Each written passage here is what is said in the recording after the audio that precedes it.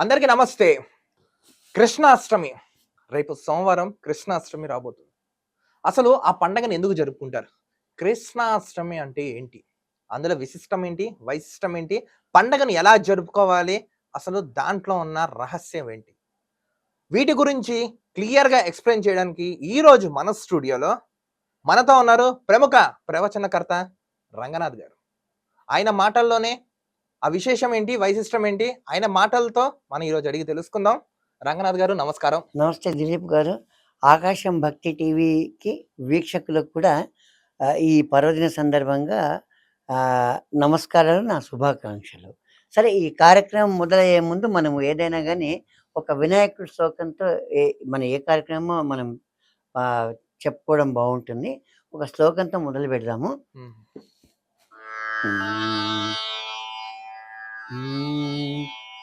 వక్రతుండ మహాకాయ వక్రతుండ మహాకాయ కోటి సూర్య సమప్రభా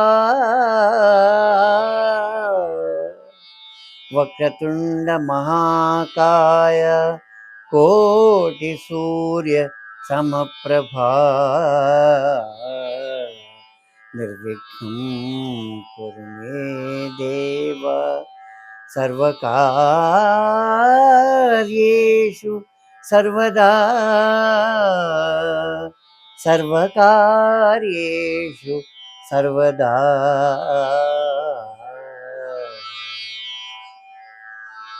వినాయకుడి శ్లోకంతో మనం కార్యక్రమం స్టార్ట్ చేసుకుందాం.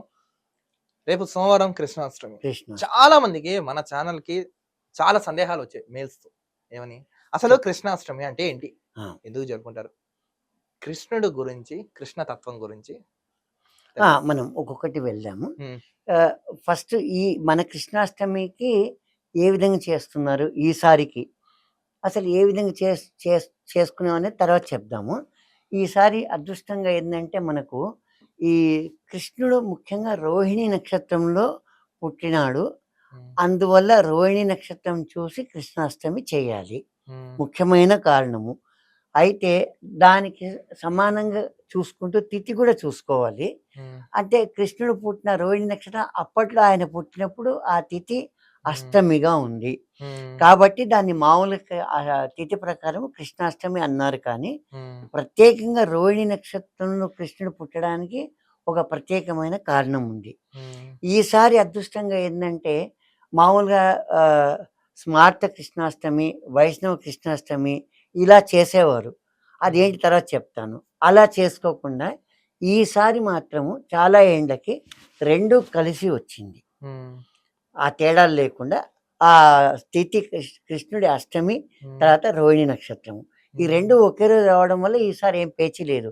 హాయిగా అందరూ శుభ్రంగా డౌట్స్ లేకుండా అనవసరంగా మన పండగని రెండు ముక్కలుగా చేసుకొని రెండు రోజులు చేసుకోకుండా చక్కగా ఈసారి సోమవారము అదే తిథి రోజు అదే నక్షత్రంగా కృష్ణాష్టమిని మనం హాయిగా చక్కగా ఈసారి వచ్చే ఈ 26వ తారీఖు మనం జరుపుకుంటున్నాము. ఇది కృష్ణాష్టమి. ఓకే, ఇప్పుడు కృష్ణాష్టమి చాలా మందికి ఇంకో డౌట్ కూడా ఉంది. చెప్పండి. చిన్ని కృష్ణుడు, పెద్ద కృష్ణుడు, ఇంకా పెద్ద కృష్ణుడు, ఈ భేదాలుగా కృష్ణుడు కూడా ఎందుకు అలా అవన్నీ చూస్తుంటారు? అసలు ఎవరు అసలు దేవుడు అని అంటారు? అంటే కృష్ణుడు ఇప్పుడు మామూలుగా మనకు బాల్యం, మనకు దేవుడు అయినా కానీ మనకు మనుషులకు ఉన్నట్టే బాల్యము, యవ్వనము ఇవన్నీ ఉంటాయి. కాబట్టి ఇప్పుడు ఫర్ ఎగ్జాంపుల్ మీరు దిలీప్ ఉన్నారు. చిన్నగా ఉన్నప్పుడు మనం చిన్న దిలీప్ అని పిలువకున్నా కానీ ఆ చిన్నతనము, బాల్యము, తర్వాత యవ్వనము. అలాగా కృష్ణునికి చిన్నప్పటి నుంచి ఆయనవి చాలా లీలలు ఉన్నాయి.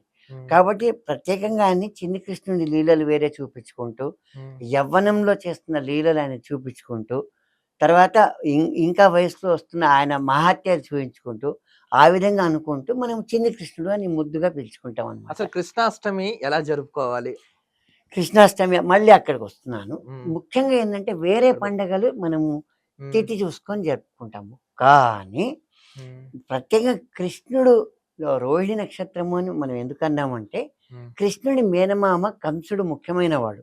అంటే భాగవతం వరకు మనం మాట్లాడుకుంటే కృష్ణుడు అంటే భాగవతము కృష్ణుడికి సంబంధించింది. భాగవతంలో మళ్ళీ కృష్ణుడు మహాభారతంలో కూడా లింక్ ఉంది. లింక్ ఉంది. అవును.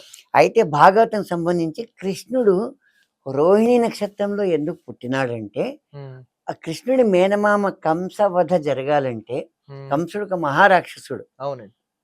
ఎట్లా అంటే చాలా క్రూరమైన రాక్షసుడు. అవును, చిన్న పిల్లల్ని సైతం వధించేవాడు. అదే అటువంటి రాక్షసుని వధించాలంటే ఉమ్, ఆ మేనమామకి కృష్ణుడు అల్లుడవుతాడు, మేనల్లుడు.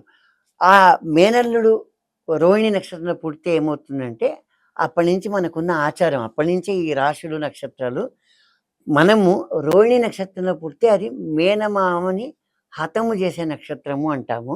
ఉమ్, మేనమామ లేని నక్షత్రము అని కూడా అనొచ్చు మనం. ఓకే. సో ఆ విధంగా అదే పనిగా ప్రత్యేకంగా ఒక్క కృష్ణాష్టమి మాత్రమే ఉమ్, మనము రోహిణి నక్షత్రం చూసి తప్పకుండా చేసుకోవాలి. అసలు దాని కారణం. ఓకే. ఇప్పుడు చాలా మందికి ఒక ప్రశ్న, సందేహం కూడా ఏంటంటే, ఇప్పుడు రామనవమి, అవును. వినాయక చవితి, అవును.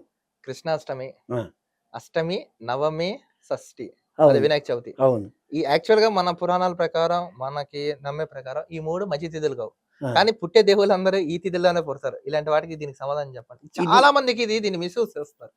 ఇది స్ట్రైట్ గా చెప్పుకోవాలంటే ఇది మొత్తం బోగసే. ఓకే. ముఖ్యంగా దేవుళ్ళకు తిథులంతా దేవుళ్ళ తిథులు ఏది చూపించుకున్నా మనము, ఉమ్, వాళ్ళు ఎందుకు ఆ తిథిలో పుట్టినారంటే అన్ని తిథులు మంచివి ఉమ్, అని చూపించడానికి.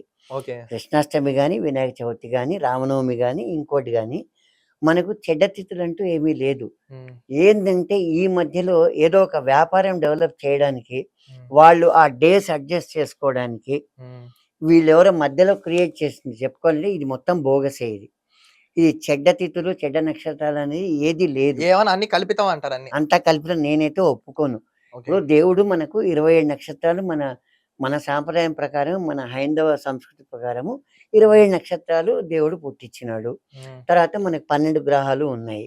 ఉమ్, ఇవన్నీ ఆయనే పెట్టినప్పుడు ఉమ్, మనిషి యొక్క కర్మని బట్టి, మంచి చెడుని బట్టి, వాడి పూర్వజన్మ చేసుకున్న దాన్ని బట్టి వాడు ఆ చెడు అనుభవించాలి గాని, వాడు పుట్టిన నక్షత్రాన్ని బట్టి వాడు చెడు అనుభవించడం లేదు. ఓకే. అదంతా అయితే ఆ కల్పితం అంటారు ఆ అన్ని. ఆ తిథిని బట్టి చెడు ఏం జరగడం లేదు.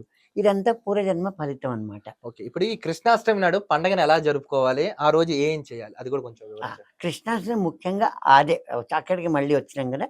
హ్మ్. మనకు ఈ వచ్చే సంవత్సరం నుంచి అయినా గానీ, ఈసారి అదృష్టంగా మనకి ఈ తేడాలు లేకుండా, నేను అష్టమి రోజే జరుపుకుంటా, నేను రోహిణి నక్షత్రం రోజే జరుపుకుంటా అని కాకుండా, చాలా సంతోషము 2 కలిసి వచ్చినాయి. హ్మ్. పోయిన సంవత్సరం వరకు చాలా సార్లు వేరు వేరుగా వచ్చినాయి.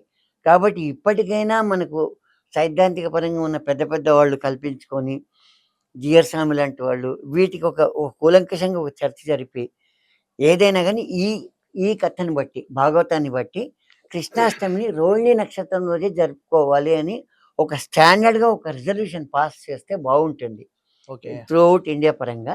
మీరడిగిన దానికేంటంటే కృష్ణాష్టమి రేపు సోమవారం నాడు కృష్ణుడు అర్ధరాత్రి మామూలుగా అర్ధరాత్రిగా అటు ఇటు మనకు అనుకోవచ్చు. కరెక్ట్‌గా అనలేము. హ్మ్. అర్ధరాత్రి అని, నిశరాత్రి అనే మాట వాడకుండా హ్మ్. ఒక గంట ముందు అటో ఇటో ఆయన జన్మ అయింది కాబట్టి, జనరల్‌గా కృష్ణాష్టమిని ఎవరైనా గానీ ప్రతిసారి రాత్రి మామూలుగా పూజకంతా తయారు చేసుకొని 10 తర్వాతనో, 11 తర్వాత చేసుకోవడము ఉత్తమమైన పద్ధతి.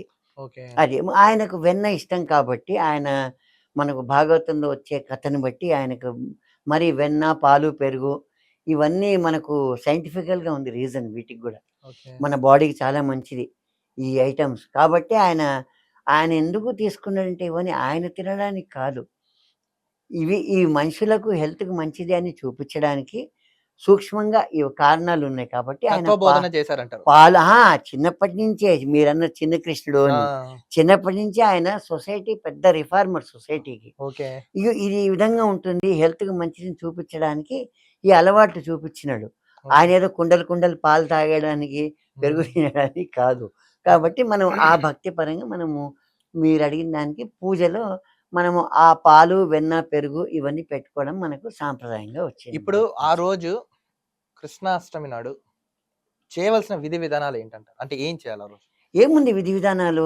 మనం మామూలుగా సాయంత్రంగానే ఎప్పటిలాగానే పొద్దున మామూలుగా మన పూజలు రోజు చేసుకున్నట్టే అన్ని పూజ చేసుకోవచ్చు. కృష్ణుడికి చేసుకోవచ్చు. మనకు 365 రోజులు ఈ కృష్ణుడి డే అనుకోవచ్చు తమాషాగా, రాముడి డే అనొచ్చు. ఓకే. ఇంగ్లీష్ వాళ్ళ పిచ్చి భాషలో కొంతసేపు మాట్లాడుకుంటే హ్మ్. ఆ విధంగా అనుకోకుండా రోజు పూజ చేసుకుంటాము. దీన్ని పర్వదినంగా చేసుకుంటాము. ఏదో ఈ mother's day, father's day, doctor day, engineer day ఇవన్నీ ఈ మధ్యలో వచ్చినాయి. ఇవన్నీ పుట్టినయి. హ్మ్. ఆ భాష పుట్టినాక భాష అంటే ఇవన్నీ పుట్టినాయి కాబట్టి మనకు మొదటి నుంచి అట్లా కాదు. హ్మ్. రోజు కృష్ణుడి పూజ చేస్తాం మనం. తెలుసు కదా! పటాలు పెట్టుకుంటాము. మన మన నమ్మకం, మన సాంప్రదాయాలు. ఇవాళ పర్వదినంగా ప్రత్యేకంగా పొద్దున కూడా మామూలుగా అన్ని పూజలు యథావిధిగా చేసుకొని, హ్మ్. తర్వాత మామూలు ఈవినింగ్ మళ్ళీ ఏంటంటే, మన అలవాటు ప్రకారం కృష్ణుడికి ఏదో పాదాలు పెడతాం మనము. ఆయన మన ఇంటికి వచ్చినట్టు మనం ఊహించుకొని, ఆయన అందరి ఇంట్లోకి వచ్చినట్టే. ఆ పాదాల ప్రకారం మనము ఏదో పిండి వంటలు ఎవరిష్టం వాళ్ళు చేసుకొని, ముఖ్యంగా ఆయనకు వెన్న, పాలు, నెయ్యి ఇష్టం కాబట్టి, ఆ పదార్థాల్ని మనం పెట్టి కృష్ణుని పూజ చేసుకుంటాము. ఇప్పుడు చక్కగా చెప్పారండి సమాధానం. ఇంకోటి ఇప్పుడు ఈ కృష్ణాష్టమి నాడు హ్మ్. మెయిన్ ప్రధానంగా చాలా మంది కృష్ణుడికి వెన్న ఇష్టమంటారు. వెన్న ఇష్టమంటారు. వెన్న ఇష్టం. లేదు చక్కెర పొంగల్ ఇష్టమంటారు. లేదా పులిహోర ఇష్టమంటారు. కృష్ణుడికి బాగా ఇష్టమైంది ఏంటంటారు? అంటే కృష్ణుడి అనుగ్రహం మనం పొందాలంటే, కృష్ణుడికి అనుగ్రహం మనం పొందాలంటే ఏం చేయాలంటారు? కృష్ణుడి అనుగ్రహం పొందాలంటే పెట్టే పదార్థాలంటే మళ్ళీ నేను అక్కడికే చెప్తాను. ఈ చక్కెర పొంగలి ఇవన్నీ మామూలుగా అన్నం చేసే పదార్థాలైనా కూడా ఆయనకు ఫస్ట్ పూజలో పెట్టాల్సిన వస్తువులు మళ్ళీ చరివిత చరణంగా చెప్పాలి అంటే పాలు, వెన్న, నెయ్యి. నెయ్యి కూడా మనం పెట్టుకోవచ్చు. ఇవన్నీ పాల పదార్థాలే. పాలు, పెరుగు, వెన్న, నెయ్యి. ఆయన సంతృప్తి చెందుతాడు. తర్వాత ఆయనకు చాలా ఇష్టమైనవి ఇవి. కాబట్టి వీటితో మనం పూజ మొదలుపెట్టినాక ఇక మిగతావంటారా ఎవరిష్టం వాళ్ళు ఇంకా ఇష్టం వాళ్ళ వచ్చినట్టు ఓపిక తగినంత వాళ్ళ శక్తి మేరకు. ఓపిక. పళ్ళు పళ్ళు. ఎందుకంటే ఇప్పుడు కుచేలుడు ఏమీ లేకుండా ఏదో అటుకులు అటుకులేవు. తీసుకుపోయాడంట. కాబట్టి అక్కడికొచ్చినాము. కుచేలుడు భక్తిపూర్వకంగా అంత స్నేహితుడైన ఏదో ఒకరింటికి పోతే మనం ఏదో ఇవ్వాలన్నట్టు అటుకులు తీసుకుపోయి ఇచ్చాడట. ఆ కారణంగా మనము కుచేలుని భక్తికి సూ సూత్రప్రాయంగా మనము అటుకులను పెడతాం కృష్ణుడికి. అచ్చా! అటుకులు గూడా పెట్టొచ్చు. అటుకులు అంటే దేవుడు భక్తిని చూస్తాడు గానీ పదార్థం ఆ! చూడరంటారు. అంతేనా? భక్తి చూస్తాడు. భక్తి వెనక ఉన్న పరమార్థం. ఓకే. కాబట్టి అటుకులు ఎందుకన్నామంటే కృష్ణుడికి చాలా ఫస్ట్ క్లోజ్ ఫ్రెండ్ అంటే కుచేలుడు. కూర్చోలేడు. కుచేలుడు అటుకులు ఇచ్చాడు కాబట్టి ఆయన అటుకులకు చాలా ప్రాధాన్యం ఇచ్చాడు. అచ్చా! సైంటిఫికల్‌గా అటుకుల్లో కూడా చాలా రీజన్ చాలా ఉంది. రీసెర్చ్ ఉంది. అన్ని ప్రోటీన్స్ ఉన్నాయి. అదే. ఇప్పుడు ఆయనకు ప్రసాదం పెట్టడానికి గూడా. కాబట్టి అటుకులు చక్కెర కలిపి పెట్టడము, బెల్లంతో అయినా పాలలో తడిపి పెట్టడము, ఏ విధంగా పెట్టుకున్నా గానీ, మనము ఆయనకు ముందు సమర్పించుకోవడము మన విధి. ఆ రోజు కృష్ణాష్టమి నాడు ఉట్టి కొడతారు. అసలు ఆ ఉట్టి కొట్టే కార్యక్రమానికి దీనికి అసలు ఏంటంటారు? ఎందుకు ఆ! కడతారంటారు అసలు? దానికి కూడా అక్కడికే కరెక్ట్‌గా వస్తున్నాం అన్నిటికి. ఆ ఓకే. ఉట్టి కొట్టడం ఎందుకంటే, హ్మ్. కృష్ణుడు చిన్నప్పుడు ఆయనకు పాలు, పెరుగు ఇవన్నీ ఇష్టము అని హ్మ్. ఆ గోపికల ఇంట్లోకి పోయినప్పుడు హ్మ్. వాళ్ళేం జేసేవాళ్ళంటే, ఉట్టి మీద పాలు, పెరుగు అవన్నీ పెట్టేవాళ్ళు. ఓకే. హ్మ్. ఉట్టి మీద. హ్మ్. అది ఈయన బాలకృష్ణుడు, చిన్ని కృష్ణుడు. హ్మ్. ఆయనకిది అందరు గాబట్టి, హ్మ్. ఆ స్నేహితులుంటారు గాబట్టి, వాళ్ళందరిని కలుపుకొని, వాళ్ళని ఒక ఆసనంగా జేసుకొని, ఆ ఉట్టిని కొట్టేవాడు. హ్మ్. ఆ ఉట్టిని కొట్టినప్పుడు కీన్‌గా గమనిస్తే ఆయన తాగడానికి కాదు, ఆయన తాగేవాడేమో హ్మ్. పాలు గాని, పెరుగు గాని. తన తోటి స్నేహితులు, బాల స్నేహితులుంటారే, హ్మ్. ముందు వాళ్ళని తాగమనేవాడాయన. ఓకే. అక్కడే పరమార్థం ఉంది. అంటే ఇంకోరికి పెట్టినంక నువ్వు తిను అని. హ్మ్. తర్వాత తను తీసుకునేవాడు. బాగా గమనిస్తే మనం ఎప్పుడు తను తాగేసి వాళ్ళని తాగమనలేదు. అదేనండి. అక్కడ మీరన్నట్టు అక్కడ ఉట్టి కొట్టడానికి ఎందుకు పైనుండి కొట్టడానికి పెట్టినందుకు కృష్ణాష్టమి సరదాగా జరుపుకునే పండగ గాబట్టి కృష్ణుడికి గుర్తుగా ఆ కృష్ణుడు బాల్య చేష్టలు. ఓకే. మీరడిగిన ప్రశ్న చాలా బావుంది. ఆ చిన్ని కృష్ణుడు చేసిన చేష్టలు, లీలలు అన్నాం. లీలలు. ఆ లీలలు చూపియడానికి ఏం చేస్తామంటే మనము, ఒకప్పుడు పిల్లలతోనే ఉట్టి కొట్టే కార్యక్రమాలు ఆడిపిచ్చేవారు. హ్మ్. మామూలుగా స్కూళ్ళలో వచ్చి స్కూళ్ళలో గూడా ఈ మధ్య గూడా మంచి పద్ధతులు కొన్ని పాటిస్తున్నారు. హ్మ్. కొంతమంది కృష్ణాష్టమికి ఉట్టి అరేంజ్ జేసి ఉట్టి కొట్టిస్తారు పిల్లలతో. హ్మ్. అది రాను రాను ఇంగ అందరూ చేసుకోవచ్చు తప్పేం లేదు. హ్మ్. పెద్దగైనా గూడా పెద్దవాళ్ళు చేసుకునేవారు కాబట్టి, ఇప్పుడు ఆ ఉట్టి కార్యక్రమం ఒక సాంప్రదాయంగా వచ్చింది మనకు. హ్మ్. అది చాలా మంచి పద్ధతి. ఇంకోటి దాంట్లో ఆ గురి నేర్చుకోవడం అనేది కూడా ఒకటుంది. హుహు. ఉట్టి కొట్టడం ద్వారా మనకు ఒక గురి వస్తుంది. అదే. మనం అనుకున్న లక్ష్యం ఛేదించడానికి. లక్ష్యం ఛేదించడము అంటాం. ఓకే. స్పోర్ట్స్. ప్రతి చోట మన పురాణాల్లో ఎక్కడ గమనించినా రామాయణంలో గాని, భారతంలో గాని ఇక్కడ మనం ఏ పాయింట్ గమనించుకున్నా ఒక ఒక పరమార్థం ఉంది. ఒక గోల్ రీచ్ కావడం అనే ఒక స్ఫూర్తి ఉంది. తత్వం ఉందంటారు. తత్వం ఉంది. ఉత్తగా మాత్రం ఏం లేదు. ఓకే. ఇది. అసలు నవనీత చౌర్యం అని అంటారు. అంటే దాని అర్థం ఏంటంటారు? నవనీత చౌర్యం. నవనీతం అంటే వెన్న. ఓకే. అయితే నవనీత చౌర్యం అని తమాషాగా అన్నారు గానీ, దాన్నెవరో కొంతమంది వక్రంగా తీసుకుంటే అది వాళ్ళ కర్మ. హ్మ్. మనమేం అనుకోలేము. అంటే నవనీతం అంటే మధురం అని. నవనీతం అంటే వెన్న. వెన్న. వెన్న. ఓకే. సో, వెన్న చౌర్యము అంటే ఆయన ఏం దొంగతనం చేయలేదు. హ్మ్. అది తమాషాగా లీలగా నవనీతం తీసుకున్నాడంటే, దాన్ని మళ్ళీ ఇప్పుడు కొందరు వక్రంగా తీసుకొని, చౌర్యం అంటే దొంగతనం గదా! కృష్ణుడు దొంగిలించినాడు, దొంగతనం చేసినాడు. ఇట్లా రకరకాలుగా వక్ర భాష్యాలు చేస్తారేమో. హ్మ్. ఆ వక్ర భాష్యాలు ఎన్ని చేసుకున్నా గానీ, దానివల్ల దేవుళ్ళకేమి వాళ్ళకేమి చెడ్డ పేరు రాదు. ఓకే. ఆయనకు నీలాపనిలు రావడం అంటే మళ్ళీ అదొక వేరే కథ అది వేరే ఉంది. కదా! అవును. అది వేరే ఉంది. కానీ హ్మ్. అది మనం చాలా చాలా తమాషాగా ఆ బాల్య లీలల్ని తీసుకున్నాము. హ్మ్. అది నవనీత చౌర్యం అంటే దాని అర్థం అది అన్నమాట. ఇప్పుడు కృష్ణుడు జన్మస్థానమైన చెరసాలని అంటారు కదా! అవును. చెరసాలలో పుట్టాడాయన. అవును. అర్ధరాత్రి 12 గంటనే. అవును. అది మనం ఏ విధంగా చూడొచ్చంటారు? అంటే ఐ మీన్ ఇప్పుడు చాలా మంది ఏమంటున్నారంటే కృష్ణుడు జైల్‌లో పుట్టాడు. హ్మ్. హ్మ్. ఆయన చెరసాలలో పుట్టాడు. అలా పుట్టాయన ప్రపంచానికి ఏం సందేశం ఇచ్చారంటారు? ఇది జనాల నుంచి వచ్చిన క్వెషన్ మాత్రమే. ఇది కాంట్రోవర్సీ క్వెషన్ కాదు. ఓకే. ఇప్పుడేంటంటే ఆయన జన్మస్థానము అక్కడ ఏమైందంటే, కృష్ణుడు పుట్టడానికి ముందు కృష్ణుడితో తనకు మరణం ఉంది అని కంసుడికి తెలుస్తుంది. హ్మ్. దానివల్ల ఏం చేస్తాడంటే, కృష్ణుడు పుట్టగానే చంపేయాలి అని. హ్మ్. అంటే అప్పటినుంచే ఉంది ఈ బావమరుదులు మర్యాదలు ఇచ్చుకోకపోవడము, బావలను సతాయించడము. ద్వాపర యుగం నుంచి ఉందంటారు ఇది. అప్పటినుంచి మరి కథ తెలుస్తూనే ఉంది కదా! సొంతము బావ అయితాడు కంసుడికి. అవునవును. ఈ అదే దేవ్ వసుదేవుడు. దేవకి వసుదేవుడిని చెరసాల్లో పెట్టినాడు. ఎందుకంటే హ్మ్. రాక్షసులకి రాక్షసత్వం ఉంటుంది. దాని ఎదురుగా ఇప్పటి పొలిటికల్ సిట్యుయేషన్ లాగానే వాడికి ఈ సంబంధాలు ఏది ఉండదు. అక్క, చెల్లె, బావ, హ్మ్. బావమరిది, మామ, తల్లి, తండ్రి హ్మ్. ఎవ్వని లెక్క రాజకీయంలో ఇట్లాగే ఉంటుంది. రాక్షసత్వం రాజకీయం. హ్మ్. రాజకీయము రాక్షసత్వము. కాబట్టి కంసుడు ఆ రాక్షసత్వంలో తన ప్రాణానికి హాని జరుగుతుంది. కృష్ణుడిని పుట్టినప్పుడే చంపేయాలనే ఉద్దేశంతో వాళ్ళిద్దరిని చెరసాల్లో పెట్టినప్పుడు ఏమవుతుందంటే, ఆకాశవాణి ఏం చెప్తుందంటే వసుదేవునికి, కృష్ణునితో చాలా కార్యక్రమాలున్నాయి. ఆకాశవాణికి తెలుస్తాయి ఇవన్నీ. హ్మ్. అంటే దేవుడే పలికిస్తూ ఉంటాడు. ఆకాశవాణితో పలికించినప్పుడు ఏమవుతుందంటే, అర్ధరాత్రి కృష్ణుడు పుట్టంగానే తీసుకువెళ్ళి నందకులంలో వదిలేసిరా. అక్కడ దుర్గా అమ్మవారు పుడుతుంది. హ్మ్. దుర్గా అమ్మవారు అక్కడ పుట్టిన ఆమెను తీసుకొని వచ్చేసేయి అంటుంది. హ్మ్. అప్పుడే ఇదే అనమాట ఈ స్టోరీ. ఆ హ్మ్. రాత్రి గేట్లు ఆటోమేటిక్ ఓపెన్ అవుతాయి. వసుదేవుడు కృష్ణుడిని సముద్రంలో దారి చూస్తాడు. నందకులంలో వదిలేస్తాడు. హ్మ్. వదిలేసి అమ్మవారిని తీసుకొని వచ్చి పెట్టేస్తాడు. ఈ కంసుడికి తెలవదనమాట. ఇక్కడ ఈమె దుర్గా అమ్మవారు అని. హ్మ్. అంటే దుర్గా అమ్మవారి జన్మం అప్పుడు కాదు. హ్మ్. దుర్గా అమ్మవారి జన్మము, తర్వాత దసరా నవరాత్రి అవన్నీ వేరే ఉన్నాయి. హ్మ్. అమ్మవారని తెలియకుండా ఆ అమ్మవారే కృష్ణుడు అనుకుని ఏం చేస్తాడంటే, హ్మ్. చంపడానికని ఆమెని పైకి ఇసురుతాడు. హ్మ్. అంటే ఆ ఫోర్స్‌తో ఖడ్గానికి తగలాలి అని. అయితే అది ఏమవుతుంటే అమ్మవారు కిందికి రావడం ఏంది, ఆమె ఆమె మధ్యలో ఆకాశంలో తేలినట్టు తేలిపోయి, "నీకు మరణం ఉంది తప్పదు. నువ్వెన్ని చేసుకున్నా గానీ, నీకు సంబంధించిన నీ మనకు సంబంధించిన కృష్ణుడు అక్కడ పెరుగుతూ ఉన్నాడు. హ్మ్. నీకు మరణము తథ్యము" అని హ్మ్. అమ్మవారు చెప్పి అంతర్ధానం అయిపోతుంది. ఓహో! ఇది కృష్ణుడి పుట్టుక ముఖ్యమైన ముఖ్య వృత్తాంతము. ఓకే. అది. కృష్ణ లీలల్లో ఇక్కడ ఒక తత్వం ఉందండి. ఇప్పుడేంటంటే కృష్ణుడి భాగవతం, భారతం చదవం కన్నా కృష్ణ లీలలు వింటే తెలియని తన్మయత్వం వస్తుందంటారు. అంటే ఒక ఫీలింగ్. అది మనం ఒక పుణ్యంలా చూడొచ్చంటారా? పుణ్యంగా ఎందుకు చూడకూడదు? ఎందుకంటే కృష్ణతత్వంలో మనకి చాలా పెద్ద ఫిలాసఫీ ఉంది. హ్మ్. ఆయన అదే ఇప్పుడు ఇంతకుముందు చెప్పాను గదా! ఆయన సొసైటీకి ఒక పెద్ద రిఫార్మర్. అచ్చా! అప్పట్లో గూడా ద్వాపరయుగంలో గూడా అంటే ఏ పనులు చేయకూడదో నేననుకోవడం.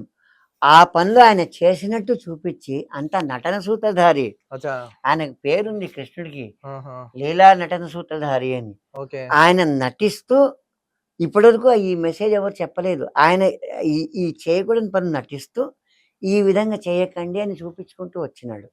అచ్చా! కాబట్టి చెప్పకుండానే చెప్పారు మనకి. చెప్పకుండా చెప్పడం తత్వం. అచ్చా. అది దాన్నే కృష్ణతత్వము అంటాం మనం. కానీ ఇప్పుడు కృష్ణుడి గురించి చాలా అపోహలు ఉన్నాయి. 16,000 మంది గోపికల్ని పెళ్లి చేసుకున్నారు. అది ఎంతవరకు నిజం అంటారు? అది అది క్లియర్. అది అది 16,000 మంది గోపికని ఆయన ఏమీ చేసుకోలేదు. హ్మ్. ఆయనని 16,000 మంది ఇష్టపడ్డారు. ఓకే. వాళ్ళు ఇష్టపడ్డంత మాత్రాన ఆయన చేసుకున్నాడని గాని. కానీ సత్యభామ ఒక్కళ్ళే ఫైనల్. సత్యభామ, రుక్మిణి. రుక్మిణి. ఇక్కడ కూడా ఒక తత్వం ఉంది. హ్మ్. ఇద్దరు భార్యలతో ఎంత బాధలు అనుభవించాలనేది ఆయన అప్పుడు ద్వాపరయుగంలోనే హ్మ్. అందరికీ చూపించాడనమాట. హ్మ్. ఇద్దరు భార్యలుంటే ఏ విధంగా అనుభవించాలి అని. హ్మ్. ఆయన దేవుడు కాబట్టి అన్నీ దాన్ని బేర్ చేసుకుంటూ, నవ్వుకుంటూ ముసిముసి నవ్వులు అంటారు కృష్ణుడిని. ఆ హ్మ్. నవ్వుకుంటూ అది ఎట్లా బేర్ చేసుకుంటూ ఏ విధంగా బేర్ చేయాలా? హ్మ్. ఒక భార్యతోనే కర్మ కష్టమైందంటే హ్మ్. ఏమి ఇద్దరు భార్యలుంటే ఎట్లా ఉంటదని తమాషా చూపించాడు ఆయన. చూపించారు. అది ద్వాపర యుగంలోనే ఆయన చూపించేసాడు. ద్వాపరయుగంలోనే చూపించినాడు. ఆహా! మనం డెప్త్‌గా తీసుకుంటే సూక్ష్మంగా పోతే హ్మ్. దీన్ని కథ వేరే, కథలో సూక్ష్మం వేరే. ఓకే. పురాణం వేరే, పురాణ సూక్ష్మం ఇది అసలు. ఓకే. ఈ సూక్ష్మం ఇంకా జనాలకు రీచ్ కాలేదు. ఎంతసేపు కృష్ణుడికి ఇద్దరు భార్యలు, కృష్ణుడికి సత్యభామ రెండో భార్య, రుక్మిణి పెద్ద భార్య, రెండో భార్య అంటే సత్యభామ ఇష్టము. ఎంతవరకు ఈ ఈ ఈ సొల్లులాగానే చెప్పుకుంటూ పోతూ ఉంటారు గానీ, దీని దీని వెనకాల తత్వాన్ని ఇప్పటివరకు ఎవరు ఓపెన్ చేయలేదు. హుహు. అసలు తత్వం ఇది. అసలు తత్వం ఇదంటారు. తర్వాత సత్యభామ గర్వం చూపిస్తారు. సత్యభామ గర్విష్టి అని చూపించినది. ఎందుకంటే సత్యభామ గర్విష్టి కాదు. సత్ ఆడవాళ్ళకి గర్వము ఎంత నాశనము. ఆడవాళ్ళకి ఎవరికైనా గర్వం ఉండకూడదు. కానీ ముఖ్యంగా భార్య ప్లేస్‌లో అతి మించి గర్వం ఉంటే ఎంతవరకు నాశనం వస్తుందనేసి తత్వం చూపించినారు. అంటే ఆమె నాశనమేం కాలేదు. హ్మ్. ఆమె గర్వానికి కృష్ణ తులాభారం అయినప్పుడు, కృష్ణుని మీరే కొలుచుకోండి అన్నప్పుడు ఆమె అహంకారంతో తనకున్న సొమ్ములు, తన భాండాగారం మొత్తం పెట్టేస్తుంది తులాభారంలో. హ్మ్. అయినా గాని కృష్ణుడు తూగడు. అక్కడ భక్తి తత్వం ఎట్లా చూయించినారు? హ్మ్. అదే రుక్మిణి వచ్చి ఒక తులసి ఆకు వేయంగానే కృష్ణుడు కిందకున్న కృష్ణుడు పైకొచ్చేస్తాడు.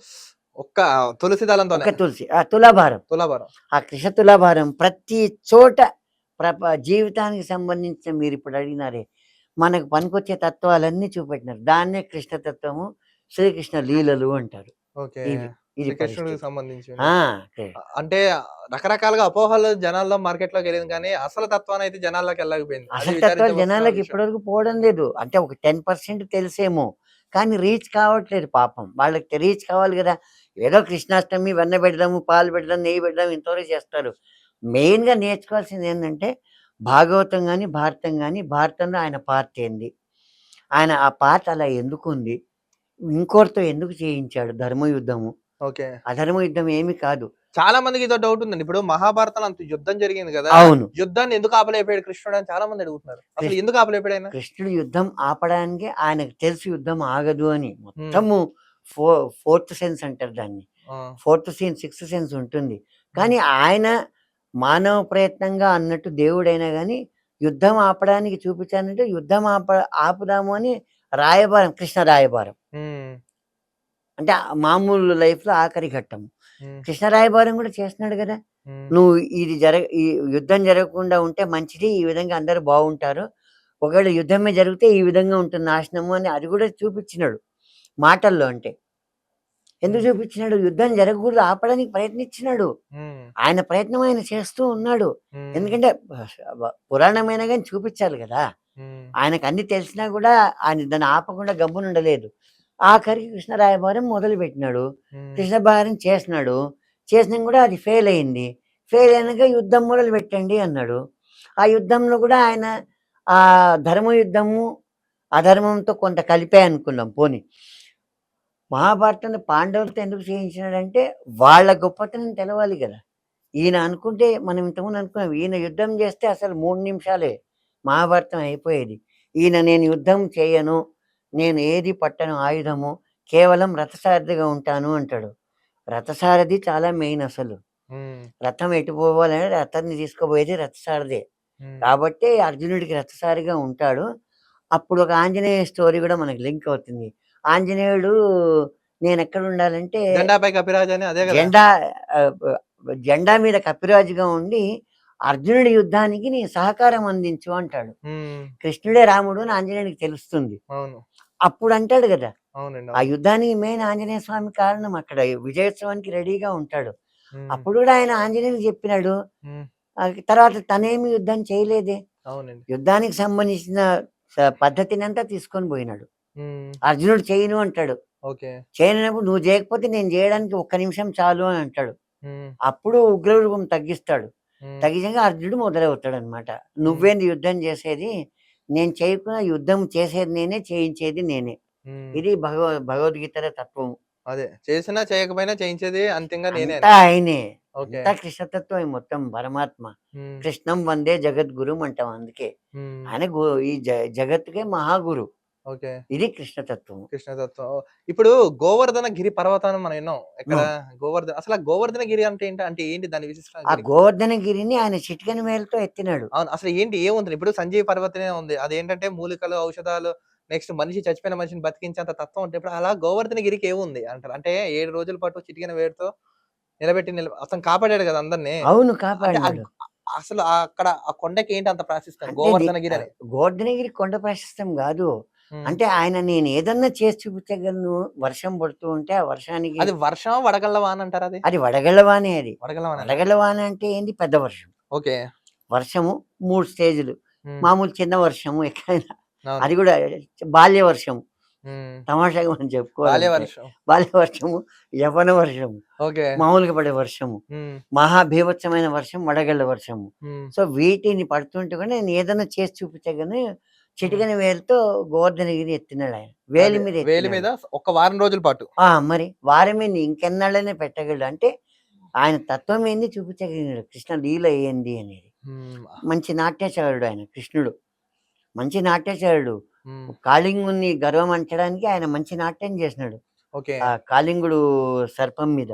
హ్మ్. ఇట్లా ఇంకా చెప్పుకుంటూ పోతే చాలా చాలా ఉన్నాయి ముఖ్యంగా. హ్మ్. కృష్ణతత్వాన్ని బట్టి ముఖ్యంగా భాగవతంలో మనం చెప్పుకోవాల్సింది కృష్ణుడు, కంసుడు. కృష్ణుడు కంసుడు. కంసవధ గురించి ఆయన రోహిణి నక్షత్రంలో పుట్టినాడు. ఓకే. అదనమాట తత్వం. ఓకే. కాబట్టి రోహిణి నక్షత్రం ముఖ్యంగా అది చూసుకుంటూ మనము చేసుకోవాలి. ఓకే. మనం గూడా బర్త్‌డేలు గూడా హ్మ్. ఇప్పటికైనా జనాలంతా ఏంటంటే ఇప్పటికి గూడా జనాలు గూడా ఏందంటే బర్త్‌డే ఎట్లా చేసుకోవాలనే ఒక డౌటొస్తే గూడా హ్మ్. కొంచెం నాలెడ్జ్ ఇప్పటి రేపు ఎంతోమంది ఉన్నారు కాబట్టి హెల్ప్ చేయడానికి. హ్మ్. తాము ఏ నక్షత్రంలో పుట్టినామో తెలుసుకొని హ్మ్. దాని ప్రకారం బర్త్‌డే చేసుకుంటే మంచిది. లేదు అంటే ఒక డేట్ పెట్టుకొని ఇంగ్లీష్ డేట్‌ల ప్రకారము ఇప్పుడు తిథులని నెక్స్ట్ ఏవో 2, 3 బర్త్‌డేలు చేసుకుంటున్నారు తిథులు సంవత్సరానికి. చూసుకోవచ్చు. తప్పేం లేదు. నక్షత్రము, తిథి చూసుకోవచ్చు. కానీ మరీ మనకు మన మన మన పంచాంగం ప్రకారం మన మన తిథులు మారుతూ ఉంటాయి. అది ఆ లెక్కలు వేరే ఉన్నాయి. ఎందుకంటే అవన్నీ లెక్కలు అధిక మాసం అని వచ్చేసి మళ్ళీ అవి అడ్జస్ట్ అవుతూ అధిక మాసం, ఉంటుంది. శూన్యమాసం అని. కానీ ఒక డే పెట్టుకొని ఇంగ్లీష్ వాళ్ళు ఒక బర్త్‌డే, ఒక డెత్ డే అని పెడతారు. ప్రతి చోట నేను కామెంట్ చేస్తాను తప్పదు.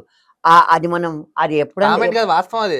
ఎప్పటికో ఒక చోట మారాలి. హ్మ్. ఇప్పుడు ఆ ఇంగ్లీష్‌ది అది ఎప్పుడో 1947 ముందు ఏదో తెచ్చిపెట్టిన ఆ అలవాట్లు అవి ఇప్పటికన్నా పోవాలి. వచ్చిన వాళ్ళు టీ దగ్గర నుంచి అలవాటు చేసి మనం మొత్తం నాశనం నాశనం చేసి చేస్తారు. పోయారాళ్ళు. మొత్తం టీ రుచి చూపించి అక్కడి నుంచి మనకు తీయగా సర్వ మొత్తం సర్వ విధాలా నాశనం టోపీ చేస్తారు. పెట్టేసి ఎళ్ళిపోయారు. ఇండియాని ఎన్ని విధాల నాశనం చేస్తున్నారో 13థ్ సెంచరీలో పర్షియా వాళ్ళొచ్చి సగం నాశనం చేస్తున్నారు. హ్మ్. దాన్ని north India, south India, Hindustan లాగా అయిపోయింది పేర్లు పెట్టుకుంటే. భారతదేశం ఒకటిగా అఖండంగా ఉండేది. అఖండ భారత్ అనేవారు. అఖండంగా ఉండే అఖండ భారతము. మన ఇండియా అసలు ఎక్కడెక్కడికి ఎల్లలుందో మనమే చెప్పలేము. ఇంకా అంత హిస్టరీ డెప్త్‌కి అంత పోతే. డెప్త్. ఒకప్పుడు ఇండియానే ఉండేది. అమెరికా వరకు పాకి ఉంది. ఆక్రమించు, విభజించు, పాలించేలా చేశారు మొత్తం. ఆ విధంగా చేస్తున్నారు. మళ్ళీ వచ్చేసి బ్రిటిష్ వాళ్ళు పూర్తి నాశనం మొత్తం నాశనం చేసి పెట్టారు. చేసేస్తున్నారు మొత్తము. దాన్ని మళ్ళీ సెట్ చేసుకోవాలంటే దాన్ని చాలా కాలం పడుతుంది. హ్మ్. ఎందుకంటే చెడు చేయడం చాలా ఈజీ. మంచి చేసుకోవడానికి చాలా టైం పడుతుంది. అవునండి. ఏదో ఇప్పుడు ప్రయత్నాలు జరుగుతూ ఉన్నాయి. ఇప్పటికైనా గానీ కొంతలో కొంత ప్రభుత్వాలు కొంత నయంగానే చేస్తూ ఉన్నాయి. కానీ ఒకటండి ధర్మం ఎప్పుడైతే బతికుంటుందో ధర్మం అవును. బతికుండాలి. ధర్మం బతికుండాలి. భక్తి బతికుండాలి. భగవంతుడు గూడా ఉన్నాడు. కానీ ఇప్పుడు ఏమవుతుందంటే భగవంతుడు లేడు అన్ని త్రాషు, త్రూష్ అని కొన్ని సో కాల్డ్ ఫెలోస్ మాట్లాడుతున్నారు. ఆధారాలతో సహా మనకు దొరుకుతున్నాయి ఆహ్, గదా! ఆహ్, అక్కడే వస్తున్న ఆ ట్రాష్ కురుక్షేత్రంలో ఇప్పుడు హర్యానా కురుక్షేత్రంలో ఆ! కురుక్షేత్ర ఏరియాలో 8,000 సంవత్సరాల క్రితం జరిగిన యుద్ధంలో ఏవైతే గుర్రాలు చనిపోయాయో అవును. వాటి అస్థిపంజరాలు భూమిలో దొరుకుతా ఆర్కియాలజీ డిపార్ట్మెంట్ వాళ్ళు చేస్తే ఇది 8,000 సంవత్సరాల క్రితం నాటిది అని చెప్పారు. అంటే అక్కడ యుద్ధం జరిగినట్టే కదా, ఇంకేం ప్రూఫ్లు కావాలి వాళ్ళకి? ఖచ్చితంగా జరిగినట్టే. దాని పేరే కురుక్షేత్రం. ఇప్పటికీ మనం వాడుతున్నాం దాన్ని, కురుక్షేత్రం అని హిందీలో ఇప్పటికీ ఉంది. అది రాజస్థాన్ సైడ్. మనకు రామాయణము, మహాభారతము, భాగవతము, వీటి మనం ఏ కార్నర్ అడుక్కున్నా గానీ మనకు అన్ని ప్రూఫ్స్ ఉన్నాయి ఇండియాలో. ప్రతి కార్నర్ లో ఉంది. మధుర దగ్గర నుంచి వెనక్కి వెళ్తే నేపాల్ ఒకప్పుడు, నేపాల్ ఇదే కదండి ఒకప్పుడు నేపాల్ భారతదేశంలోనే ఉండేది. జనక మహారాజు సీతాదేవి సీతమ్మ పుట్టిన ప్లేస్ అది, జన్మభూమి. నేపాల్ సీతా జన్మభూమి అని మనం అనుకునే వాళ్ళము ఒకప్పుడు. అంటే నేను చిన్నగా ఉన్నప్పుడు నేను అనుకున్న, నా నాలెడ్జ్ వరకు నేపాల్ విడగొట్టనంత వరకు హిస్టరీ చదువుకున్నాను నేను. అప్పుడు నేపాల్ ఇండియాలోనే ఉండేది. తర్వాత నేపాల్ ఒక చిన్న రాజధాని, అది విడిపోయిన ఒక దేశాన్ని. మరి అది మన ఇండియాలోనే ఉండేది మొదలు. సీతమ్మ పుట్టింది అట్లా. ఇక్కడ మధుర, కాండహార్, అటు చూసిన కాండహార్, మళ్ళీ ఇటు పోతే చాలా దేశాలు. ఇవన్నీ ఎంత ఎల్లలు మనం చూసుకున్నా గానీ ఎక్కడ మనకు ప్రూఫ్ లేకుండా ఏది లేదు. మొత్తం అన్నీ ఉన్నాయి. ఏంటంటే అది దురదృష్టం ఏంటంటే కొంతమంది వీటికే ప్రూఫ్ లేదని అడగడానికి ప్రయత్నాలు చేస్తున్నారు. తత్వం తెలియదు కాబట్టి అలా మాట్లాడతారు. తత్వం తెలియదు, చెప్పిన అర్థం కాదు, చెప్పినా కూడా అర్థం చేసుకున్న వాళ్ళకి లేదు.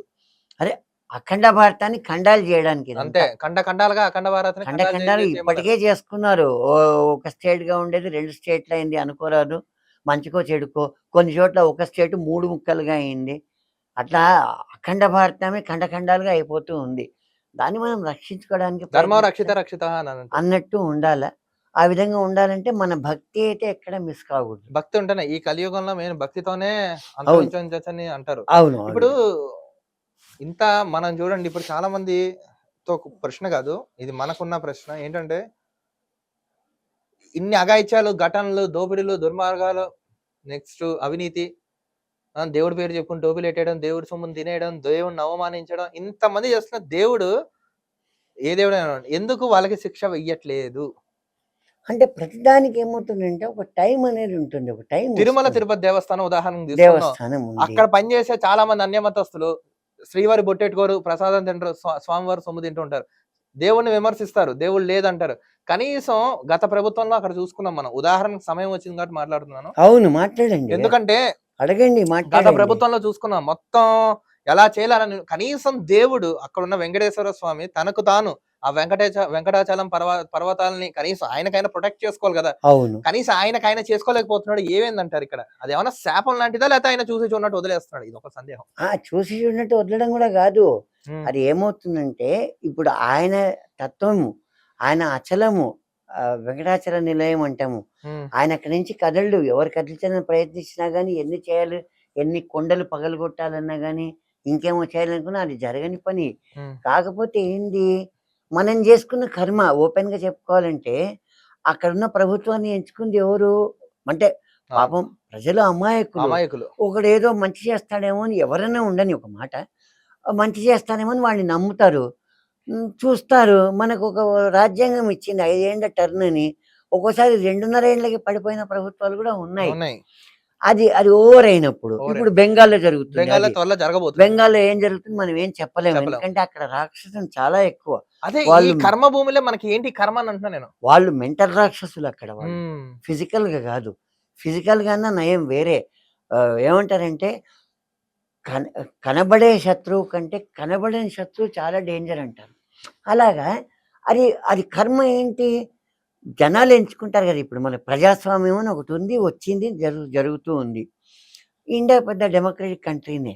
అయితే ఇంప్లిమెంటేషన్ రాంగ్ ఉంది. రాజు సరైన లేడు. ఆ రాజుని ఎంచుకునే ఇంప్లిమెంటేషన్ రాంగ్ ఎక్కడంటే ప్రజల అమాయకులు. మళ్ళీ నేను పబ్లిక్ అనట్లేదు, పబ్లిక్ ఎంచుకుంటున్నారంటే నమ్మకాన్ని ఎంచుకున్నప్పుడు అక్కడ ఏంటి, ఒక గవర్నమెంట్ని ఎంచుకున్నారు, అక్కడ ఇంప్లిమెంటేషన్ సరిగ్గా జరగలేదు. మీరు అన్నారే దానికి కొంత టైం, 5 ఏళ్ళ టైం కనబడింది మొత్తము. ఎవడోడు ఏమేమి చేసిన దుర్మార్గము, ఆ దుర్మార్గానికి 5 ఏళ్ళ టైం పట్టింది. ఎక్కడ తొక్కాలో తొక్కేసినాడు. మీరు అడిగింది అంటే మనకి ఇప్పుడు భగవద్గీతలో కృష్ణుడు పరమాత్మ పవిత్రానాయ సాధూనాం వినాశాయ దుష్కృతం ధర్మ సంస్థాపనార్థాయ సంభవామి యుగే యుగే. ఆయన ఏమన్నాడంటే భగవద్గీతలో, వస్తున్నాను,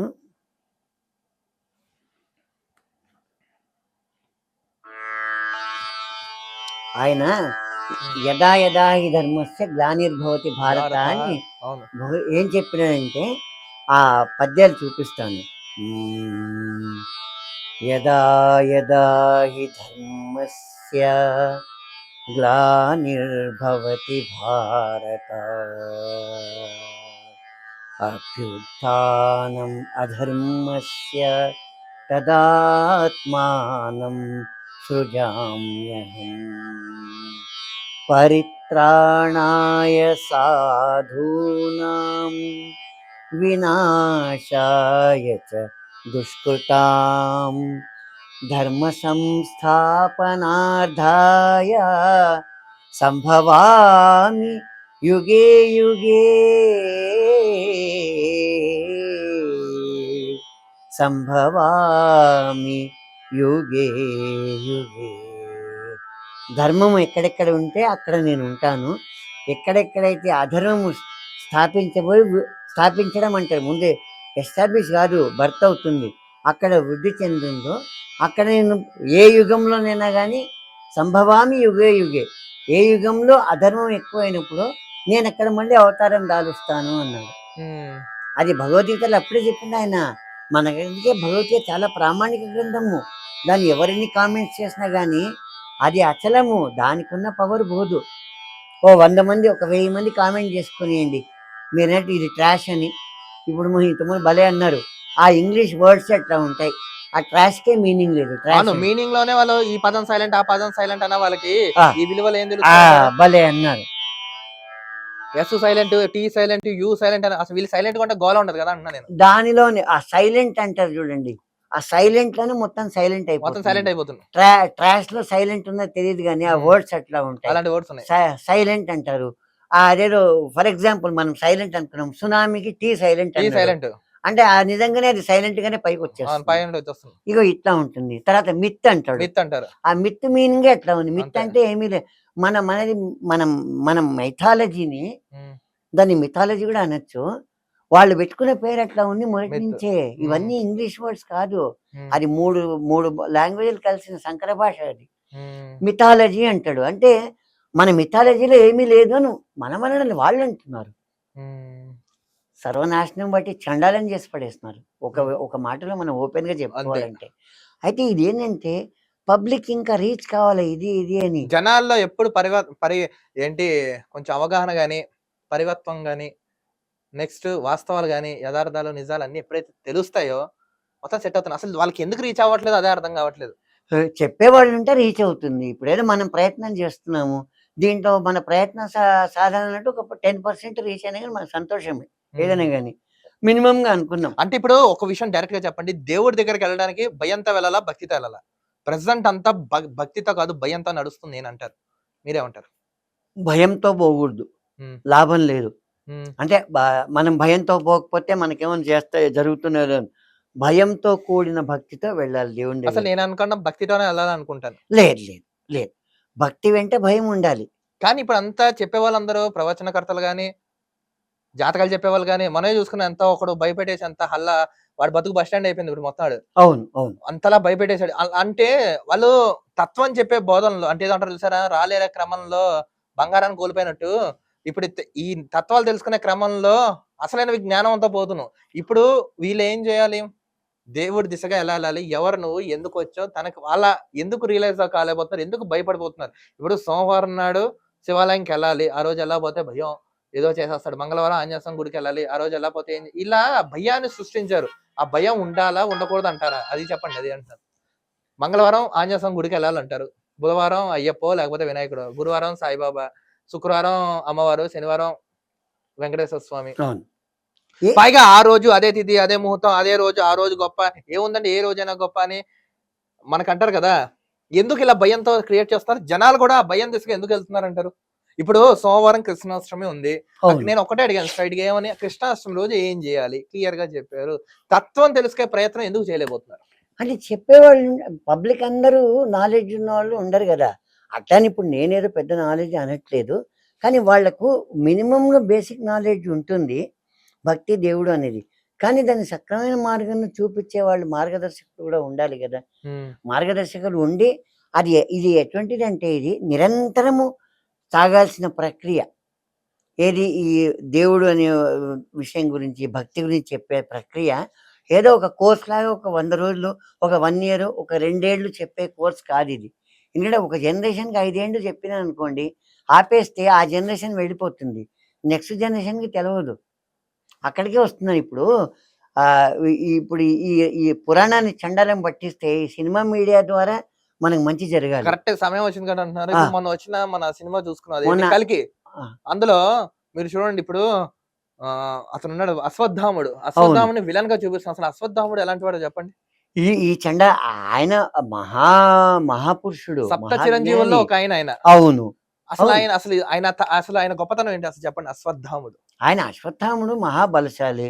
ఆయన చిరంజీవి. ఆయనలాగా ఇంకో 6 మంది చిరంజీవులున్నారు. కాపోతే మనకు సినిమా మీడియా చాలా ఈ సొసైటీలో చాలా మంచిది మీడియా. కానీ ఇప్పుడు నేను అదే అన్నా ప్రతి చోట ఇంప్లిమెంటేషన్ రాంగ్ అవుతుంది అన్నా. మీరు ఇంతకుముందు గమనించారు అవునవును. కదా! అక్కడ ఇంప్లిమెంటేషన్ రైట్‌గా ఉండాలి. ఇప్పుడు ప్రజలెప్పుడూ అమాయకులే గానీ ఎక్కువ సేపు బేర్ జేయరు. మొన్న 'ఆదిపురుష్' ఓ దరిద్రుడు ఎవడో తీస్తున్నాడు. సోదిపురి అక్క శేషాదాన్ని. చండాలంగా తీసినాడు ఆ రామాయణాన్ని. హ్మ్. ఇప్పుడు అక్కడికే వచ్చాయి. ఈ జనరేషన్‌కి పాపం తెలియని పిల్లలు ఇదేంది రామాయణం ఇదా అనుకుంటారు. ఇట్లా మిస్‌లీడ్ చేస్తే వచ్చే జనరేషన్‌కి రామాయణం ఏందో తెలీదు. అట్లాగే రేపొద్దున మహాభారతం ఇంకోడు ఇంకోలాగా తీసినాడనుకోండి, తప్పుగా తీస్తే అటువంటివి రాకూడదు. మనకు సినిమా మీడియా చాలా పవర్‌ఫుల్. మా జనరేషన్, మీ జనరేషన్ వరకు ఒకప్పుడు 'ఎన్టీ రామారావు' చెప్పుకోవాలంటే యుగ పురుషుడే అనుకోవాలా సినిమా మీడియాలో. ఆయన తీసినప్పుడు ఎంత బాగుండేది. ఈ పురాణాలు మనం రామాయణం అనుకుందాము, మహాభారతం అనుకున్నాము, ప్రత్యేకంగా భాగవతం కేవలం కృష్ణావతారము, కృష్ణుడు ఇటువంటి సినిమాలు వచ్చినప్పుడు ఎంత 'దానవీర సూరకర్ణ', ఎంత బా ఆ! 'దానవీర శూరకర్ణ' అనుకోండి. మీరన్నట్టు ఎన్ని ఉన్నాయి. ఎంత బాగా 'భూ చూపించినారు. కైలాసల' అలాంటి సినిమా. ఎంత పోటీతత్వాలనేది అది వేరే గాని, హ్మ్. తీయడం వరకు ఆయన ఎంత గొప్ప మనిషి అంటే ఎన్ని గ్రంథాలు చదివేవాడు. ఒక సినిమా తీయాలంటే కృష్ణుడి పాత్ర చేసినన్ని రోజులు ఆయన అంటే అలవాట్లు వేరే మనిషి. వెజిటేరియన్‌గా ప్యూర్‌గా ఉండి నేల మీద పడుకునేవాడంట. అంటే కఠినంగా నియమ అంత నిబంధనలను కఠినమైన పాటించేవాడు. నియమం ఉంటే ఏమవుతుందంటే, ఆ దైవత్వము రాకున్నా గానీ, ఆ దైవత్వం సంబంధించిన థాట్స్ మనిషిలో వచ్చేస్తాయి. హ్మ్. ఆ యోగా ప్రకారం. హ్మ్. నేల మీద పడుకుంటే బాడీకి ఒకలాంటి యోగా. హ్మ్. దానివల్ల మనిషికి ఆ తత్వం వచ్చేస్తుంది. అటువంటి యాక్టర్‌ని మాత్రం మనం ఎక్కడ విని ఉండం ఇప్పటివరకైతే. 'నా భూత నా భవిష్యత్' నేను అంటారు. అనుకోవడం అంత నిష్టగా ఎవరు లేరు. రారు గూడా. ఆరారు గూడా. ఆయన రావణాసురుడు గూడా చేసి చూపెట్టినాడు. నేను అది గూడా చేయగలను అని. అక్కడ గూడా చూపించినా గాని క్రూరత్వము ఆయన ఒకసారి రావణాసురుడిగా ఆయన కైలాసాన్ని లేపాలి అంటే, ఒరిజినల్‌గా నేను అట్లాగే నిలబడతా అన్నాడంట ఏమి తినకుండా. అటువంటి యాక్టర్లు మనకి ఇప్పుడు ఎవరున్నారు? అసలు మనకు పురాణాలే కరువైంది. ఇప్పుడు తీసేవాళ్ళు ఎవరైనా ముందుకు రావాలా? అదేదో 'విశ్వనాథ్' వరకు ఆగిపోయింది. ఇంక ముందర ఎవరు కనపడ్డం లేదు. తీస్తే కూడా చండాలంగా 'ఓం పురుషు', 'ఆది పురుషు' లేకపోతే 'కల్కి' ఇగో ఇటువంటి చండాలంగా తీస్తున్నారు. ఇప్పటికన్నా సొసైటీ అదే మనం అనుకున్నాం. సొసైటీకి ముఖ్యమైనది మనకు cinema media. Cinema. Cinema media చాలా మారాలి. ఎందుకంటే వాళ్ళు ఏది ఇస్తారో పబ్లిక్‌కి మెసేజు, ఈ జనరేషన్‌కి అదే చేరుతుంది. వాళ్ళు అదే అనుకుంటారు. మొన్న రామాయణం వచ్చింది. రామాయణం అదే అనుకున్నారు. తర్వాత ఈ మధ్య సీరియల్‌లో ఒక రామాయణం వచ్చింది. ఆశ్చర్యపోయినాను. అసలు సీతమ్మ దగ్గరికే పోడు రావణాసురుడు స్టోరీలో గూడా. ఆయనకు తెలుసు సీతమ్మ కూతురు అని. అదొక కల్పితం మొత్తం రామాయణం అని ఆయనకు తెలుసు గూడా. దూరం నుంచి మాట్లాడతాడు. మొత్తం సినిమాలో విలన్‌లాగా ఆ సీతమ్మని పట్టుకొని గుంజేస్తున్నాడు. ఈ మధ్య హిందీలో రామాయణం ఒకటొస్తుంది 7 గంటలకి. ఆ రోజు నుంచి అది ఊరికే అబ్జర్వ్ చేయడం బంద్ చేసేస్తున్నాను. మరి ఇట్లా అంటే వస్తూ హిందువులు ఏం చేయలేరని ఒక ధైర్యం వాళ్ళకి మొండి ధైర్యం. ఆ! ఆ విధంగా ఉంది మరి. ఆ రివల్యూషన్ రావాలా. ఇంక వీళ్ళకి రేటింగ్స్. ఆ రేటింగ్స్ పడిపోతే గాని బుద్ధి రాదేమో బుద్ధి రాదు వీళ్ళకి. వీళ్ళకి. సొసైటీలో ఇవన్నీ లింక్స్ ఉన్నాయి గదా! మరి ఇటువంటివి తెలుస్తూ ఉంటే ఎప్పటికైనా గానీ ఇటువంటి మంచి ఛానెల్స్, మంచి విషయాలు పబ్లిక్‌కి తెలుస్తూ ఉంటే రియల్ రేటింగ్స్ బయటికొస్తాయి. ఇప్పుడు ఈ కృష్ణ మన తత్వంలో చూడండి, ఆ! యశోద గాని, గోపాలులు గాని, గోపికలు గాని, అవును. ఇంకా ఇతర యాదవులు గాని, వీళ్ళు గాని ఈళ్ళెవ్వరు కృష్ణుడిని దేవుడిలా గుర్తించలేదంటారా? ఎందుకో గుర్తించినారు. వాళ్ళకి అంటే ఆళ్ళు తెలుసు గదా! అంటే మానవుడిగా చూసారా? దేవుడిలా చూసారా? అంటే దేవ్ కనీసం యశోద అయినా చూడలేకపోయిందా? అసలు అంటే ఇతను మానవుడు కాదు, ఆషామాషి వ్యక్తి కాదు. ఇతను దేవుడు హ్మ్. ఈ రూపంలో వచ్చిన కనీసం అదే. ఆవిడైనా గుర్తించిందా? ఆమె ఎప్పుడు గుర్తించింది? ఆమెకు నిజంగా చిన్నప్పుడు తెలీదు. హ్మ్. కృష్ణుడు ఇంకా మా ఇంట్లో పెరుగుతున్నాడు, పుట్టినాడు అనుకుంటుంది. పుట్టింది కూడా కాదు. అది అది ఆ స్టోరీ అట్లా ఉంది. పురాణం. హ్మ్. స్టోరీ అనకూడదు, పురాణము. కృష్ణుడిని బాలునిగా చూస్తుంది. హ్మ్. కానీ హ్మ్. ఎప్పుడైతే ఆ వెన్న తిన్నప్పుడు వెన్న వెన్న ఏం తిన్నావో చూపించమంటుంది. హ్మ్. అప్పుడు నోట్లో మొత్తం మొత్తం విశ్వం చూపిస్తాడాయన. అప్పుడే అర్థమై భయపడుతున్నాం. అప్పుడు యశోదమ్మకి తెలిసిపోతుంది కృష్ణుడు దేవుడు అని. దానికి అది మనకి పురాణంలో ఉంది. కస్తూరి తిలకం లలాట ఫలకే వక్షస్థలే కౌస్తుభం నాసాగ్రే నవమోక్త్యం కరతలే వేణుం కరే కంకణం సర్వాంగే హరిచందనం చ కలయన్ కంఠే చ ముక్తావళి గోపస్త్రీ పరివేషితో విజేతే గోపాల చూడామణి. ఆ విధంగా దీంట్లో అంతా తత్వం వచ్చేస్తుంది ఈ శ్లోకంలో. ఆయన నోరు విప్పి చూపిస్తాడు. స్టోరీలో కూడా ఉంది. అప్పుడు ఆమెకి యశోదకి కనబడుతుంది. కృష్ణుడు దేవుడు అని తెలిసిపోతుంది. హ్మ్. అయినా గానీ ఆమె రహస్యంగా ఉంటుంది. కొన్ని విషయాలు బయటికి పెట్టకూడదు. హ్మ్. ఎందుకంటే వేరే వాళ్ళకి చెప్తే కూడా బాలగోపాలంలో ఉండే గోపికల వాళ్ళు పాపం వాళ్ళేదో పాలు, పెరుగు అమ్ముకొని బతికే వాళ్ళకి తెలీదు, అర్థం కాదు గూడా. కొన్ని విషయాలు అదే అంటారు, రహస్యంగానే ఉండాలి. ఆమె వరకు తెలిస్తే కూడా రహస్యంగానే ఉంది. ఆమెకు తెలుసు హుహు. కృష్ణుడు దేవుడు అని అంటే తెలిసిపోయింది. కృష్ణుడు మాయ కన్నా లీల రూపంలో చేసి చూపించారంటారా? లీలా రూపమే చేసి చూపించాడు. దాన్ని అంతేనా? దాన్ని మాయా అనుకోవచ్చు, కృష్ణ లీలలు అనుకోవచ్చు మనం. ఇప్పుడు చాలా మందికి డౌట్ ఇంకోటి గూడా. ఇప్పుడు కృష్ణాష్టమి, హ్మ్. కృష్ణుడు, జగన్నాథుడు హ్మ్. ఇద్దరు ఒకళ్ళేనా? అంటే పూరిలో జగన్నాథ స్వామి ఉన్నారు. హ్మ్. ఆయన, కృష్ణుడు వీళ్ళిద్దరు ఒక్కళ్ళేనా? అసలు ఆ జగన్నాథ అవతారం ఎవరంటారు? అంటే జగన్నాథుడు అవతారం కాదు కదా అది. మనకు అంటే దశావతారాల్లో అతను అతను కూడా కృష్ణుడే అంటారా? ఆయన దేవుని తత్వమే ఆయన. హ్మ్. జగన్నాథుడు గూడా. విష్ణుమూర్తి అవతారమే అది గూడా. ఆ! అవతారం కాదు. అవతారం అంటే ఇన్‌కార్నేషన్ అవుతుంది గదా! అవతారం అన్న పదే అవుతుంది. జగన్నాథుడు ఒక సృష్టి అది. సృష్టి. అది. ఓకే. ఆ విధంగా అన్నమాట. ఓకే. అయితే మొత్తానికి కృష్ణాష్టమినాడు మనం నియమ నిబంధనలతో కరెక్ట్‌గా చేసినట్టయితే కృష్ణుడి ఒక అనుగ్రహం అనుగ్రహము, కృష్ణ తత్వము తెలుసుకోవాలి ఇప్పటికైనా తెలుసుకోవాలి గాని. ఇప్పటికైనా. తర్వాత కృష్ణ తత్వంలో ముఖ్యంగా ఏందంటే, కృష్ణాష్టమి ఇప్పటికైనా నాలెడ్జ్ చూసుకోవడానికి ఎన్నో పంచాంగాలున్నాయి. వాటిలో వాళ్ళు ఈజీగా వెతుక్కుంటే కూడా వాళ్ళ పిల్లలు గూడా బాగా ఎడ్యుకేటెడ్ అయినారు. ఇవి నేర్చుకోవాలా. A for apple, B for biscuit ఇవి సి గాదు. For cinema, D for doll ఇవి ఇవి కాకుండా గాదు. రోహిణి నక్షత్రం ఏంది? హ్మ్. అసలు మిగతా నక్షత్రాలు ఏంది? మనకు పెద్ద బాల శిక్షలో ఇవన్నీ మొదలు ఉండేది. 27 హ్మ్. నక్షత్రాలు, 12 రాశులు, ఈ విశ్వం ఏంది? ఇవన్నీ ఉండేది. ఇప్పటికైనా వాళ్ళు తెలుసుకొని వాళ్ళు నేర్పి పిల్లలు నేర్చుకుంటే వాళ్ళకి తెలుస్తుంది. ఓహో! కృష్ణాష్టమి చేసేయాలి గానీ, మనం కృష్ణాష్టమి మాత్రము రోహిణి నక్షత్రం చూసుకొని చేసుకోవాలి. దేవుడిని ఫాలో కావాలి కాబట్టి మనం గూడా మన బర్త్ నక్షత్రం చూసుకొని చేసుకోవాలి. ఇప్పుడు నేనున్నాను. నా పుట్టిన నక్షత్రం చూసుకొని నేను నా బర్త్‌డే నేను మొక్కుకుంటాను. దేవుడు ఈ ఈ జన్మ ఇచ్చినాడు. ఇగో ఈ నక్షత్రం రోజు ధన్యము అని మొక్కుకుంటాను. నాలాగా ఎంతమందుంటారు? నా ఉద్దేశ్యం అంటే అందరూ ఇట్లా తయారు గావాలి. ఎంతసేపు birthday, mother day, father day, రాక్షస డే ఇట్లా ఏవో డేలొచ్చేసినాయి మొత్తం. మొత్తం అక్కడి నుంచి వలసొచ్చేసినాయి మనకు. ఆ ఇంగ్లీష్ వలసలన్నీ ఎళ్ళిపోవాలి. ఫ్రెండ్‌షిప్ డే ఒక్కటి బావుంది. కానీ ఏంది, అది ఫ్రెండ్‌షిప్ డే రోజు చేసుకోవాలి నేనంట. ఒక్కరోజు ఫ్రెండ్‌షిప్ డేగా ఉండి 364 రోజులు కొట్లాడుకుంటే ఏం లాభము? అదే నిజమే. అది. మనకు రాఖీ పూర్ణిమ ఉంది. దాన్నే ఫ్రెండ్‌షిప్ డే అని ఏదో బ్యాండులు కట్టుకుంటారు. దానికి మనకో పద్ధతుంది. మొన్న శ్రావణ పౌర్ణిమ చేసుకున్నాం. శ్రావణ పౌర్ణిమకు పొద్దున్న లేచి పూజ చేసుకోవడము, భక్తిగా అది ఒక కంకణంలాగా కట్టడం. కంకణం అర్థమేంది? నేను నిన్ను కాపాడుతాను.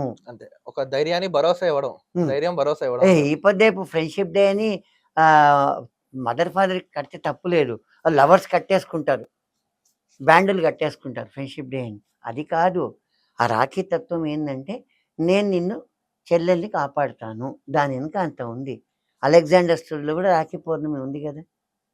అయితే మొత్తానికి ధర్మబద్ధంగా, న్యాయబద్ధంగా కరెక్ట్‌గా చేసుకుంటే కృష్ణుడి అనుగ్రహం ఈజీగా కృష్ణాష్టమిని ఖచ్చితంగా చక్కగా వస్తుంది. చేసుకోవచ్చంటారు. కృష్ణుడి అనుగ్రహం మనకొస్తుంది. వేరే పండగల అనుగ్రహాలు గూడా మనకొస్తాయి. ఓకే. ఈ అన్ని అన్ని పండగలు మనం చేసుకోవడము, మన ఉత్తమమైన సాంప్రదాయంగా మన పంచాంగాలు సృష్టించినాయి.